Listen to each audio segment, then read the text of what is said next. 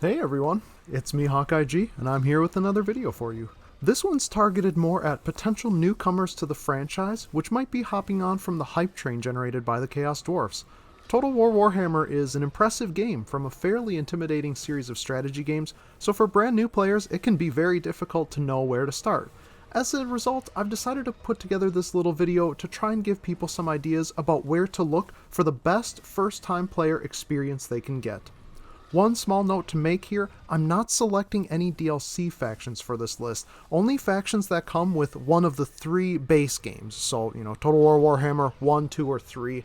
I'll pick some from Game 3 to begin, as I kind of expect people might jump in here and then kind of pick up other DLC along the way, but I'm including some that I think are great options from other titles as well. When selecting factions for this, I'm keeping in mind things like overall race gameplay difficulty, faction-specific campaign difficulty, and army roster and battle variety. The idea here is to give people some example factions that they can play, which have accessible campaigns as well as enough unit variety for them to try out different strategies while not facing overly difficult racial mechanics that they have to sort through. So with that out of the way, let's get into the video. Now the first set that I would pick as a recommended first-time campaign is actually Grand Cathay. If I had to pick a specific faction or lord, I would actually go with Zhao Ming. Now why would I recommend Cathay? Well, they're strong. They're easy to play, their roster is very diverse and very strong. Their campaign might be a little tricky, but if you can make it through the early stages, you can have a ridiculous strength capacity. We can't really see as much of it here as clearly, but all of this territory is Cathay. This is huge. This is a massive amount of territory that might be equivalent to about the Empire. It's a lot of territory to hold. If we look at their army roster, while it's not very deep, so you don't have a lot to learn, it's really strong. You've got infantry that are really strong at all tiers. You've got missile units very strong at all tiers. You've got a single entity monster. You've got artillery, cavalry, flying cavalry, and you have spellcaster heroes as well. Really, it gives you the option to sample a little bit of everything. Its roster is shallow enough that you don't have to think too hard on different things. The most complicated part is keeping their harmony and balance by having the right amount of lords, heroes, buildings, etc. So I think there's a little bit of work to do to figure that out, but other than that, they're extremely strong. Their armies, you can just build simple armies with some specialty units, and they're so easy to make. You still have room to experiment because of the different options that they have and build different, doom stack of great longbow riders or something. I also selected Zhao Ming because he gets bonuses for melee units, especially on some of his personal abilities here. And I just think that, a melee-focused army is a little easier for beginners to learn. It also kind of gives you the option of being friends with the ogres or betraying them. It has a lot of possibilities, but it can be very simple and straightforward, and I think it's a little less challenging than Miao Ying's campaign.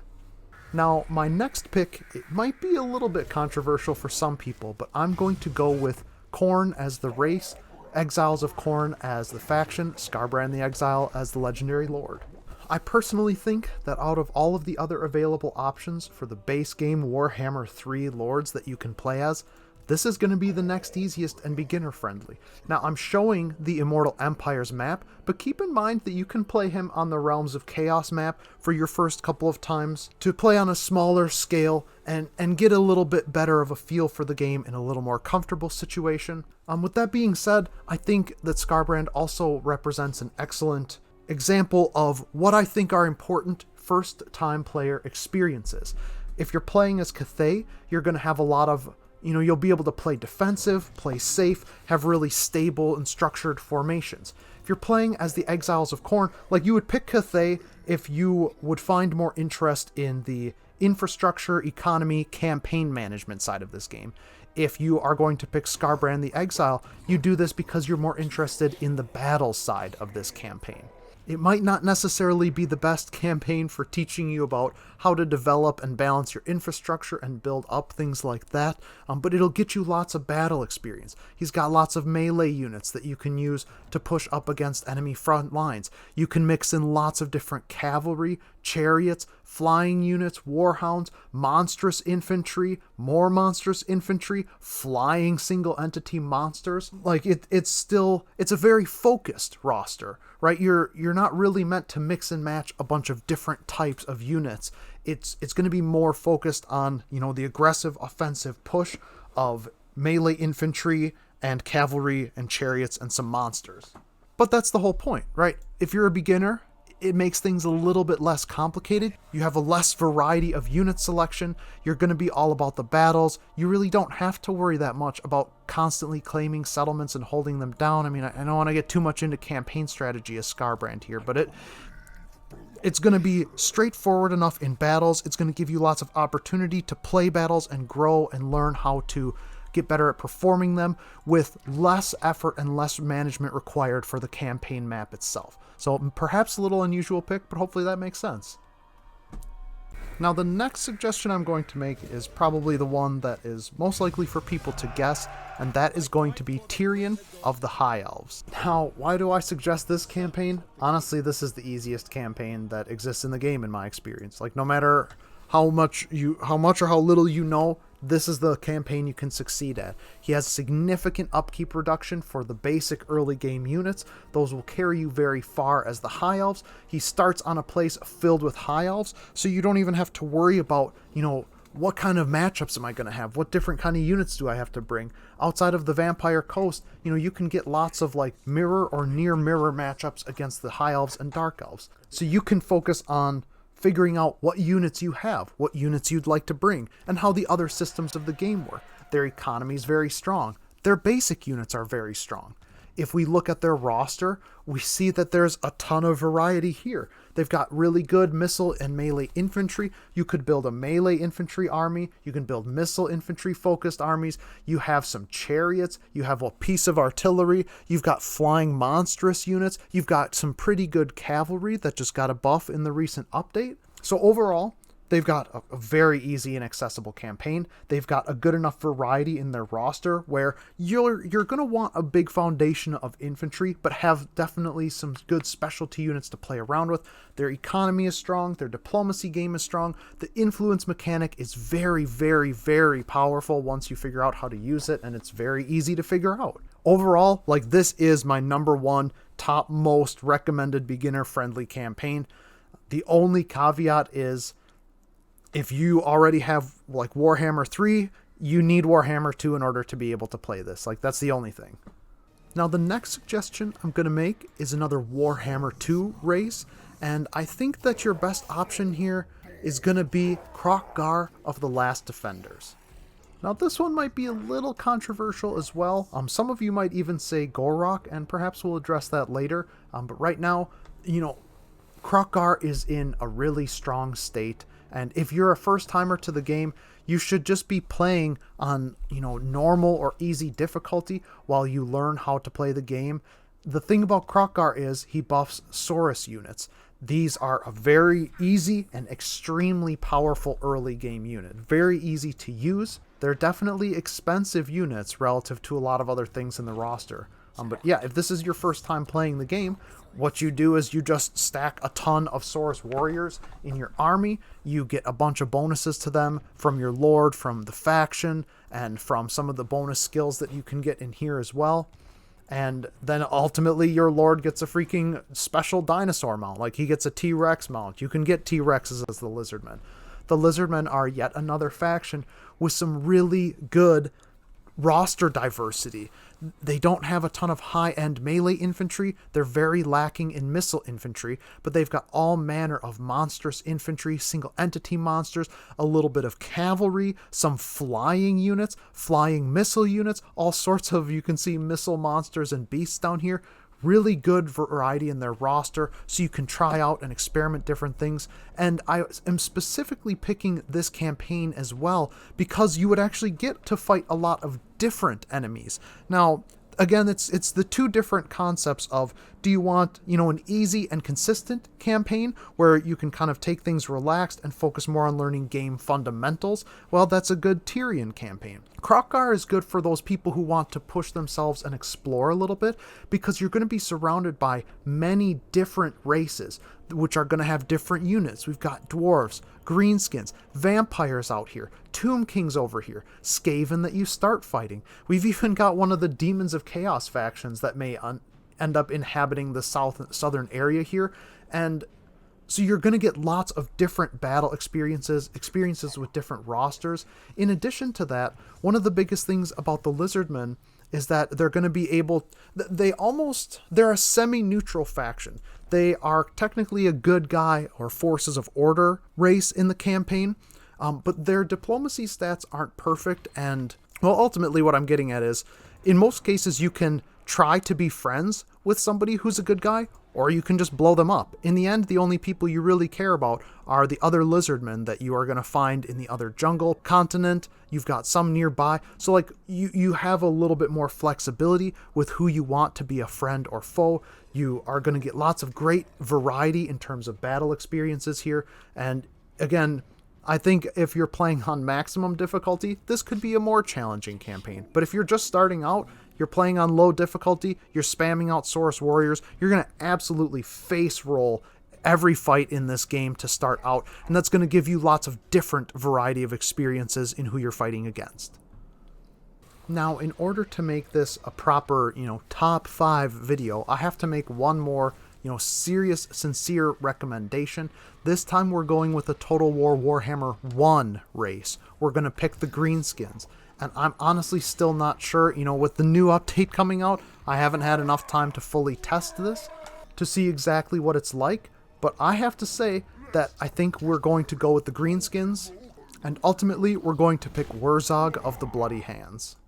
Now this is maybe one of the toughest ones to justify. Maybe I should say the Empire and Reichland, because there are lots of good things to learn there, but I think a lot of people have found those campaigns challenging. There's a few different things about the greenskins that we can talk about that I think make them overall a better pick. Whether Grimgor or Wurzog is the right choice, I think is difficult to say, but I'm going to go with Wurzog. The hardest part about his campaign is probably the campaign itself. That's why it's tough to make this recommendation. These settlements are very spread out. It's easy to be attacked from multiple different sides. It's hard to hold things down. So if you don't move fast enough, you might end up having to repel too many attacks from 2 different sides.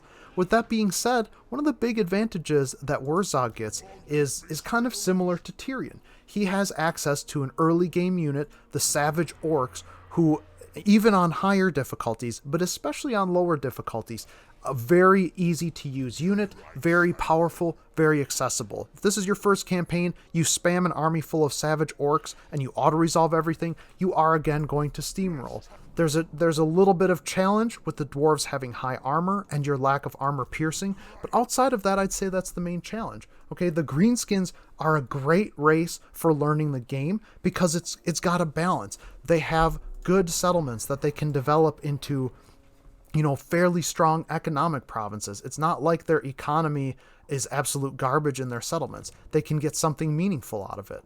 At the same time, as one of the forces of destruction, it means that they get lots of money from looting, raiding, sacking. You take a fight, and you shouldn't do this to start your campaign, but I want to show as an example. I get more money from sacking this settlement than I get from doing the battle itself. You can really generate a lot of money very easily at this faction. You've also got this great demonstration. If you beat the lord of another greenskin faction, you just get to confederate their territory for free. You do get the typical confederation penalty for it, but this means that, if you want to confederate somebody, you can almost guarantee it and grow your territory very rapidly. Another thing about the greenskins that's unique to them, at least I haven't played everybody, but in Warhammer 3, most factions only get 2 recruitment slots.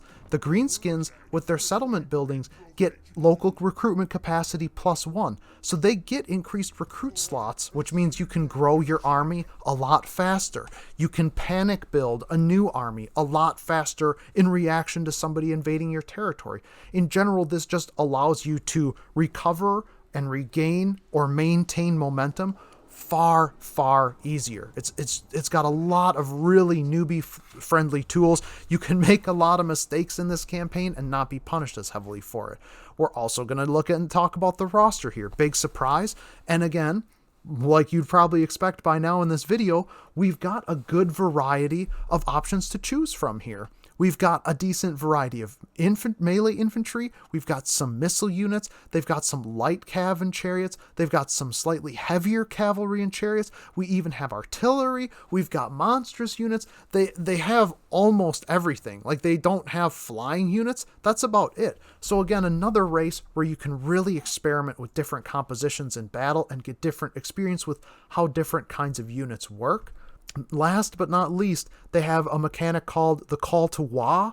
Once you like win enough battles, you can basically just have the game automatically tag on a second army of usually basic units, sometimes powerful units, but you can just double the size of every army that you currently have on the field.